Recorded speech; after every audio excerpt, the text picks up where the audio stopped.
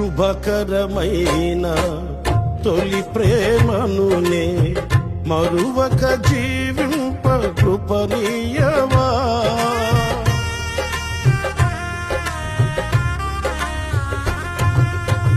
శుభకరమైన తొలి ప్రేమనునే మరువక జీవింప కృపనీయవా.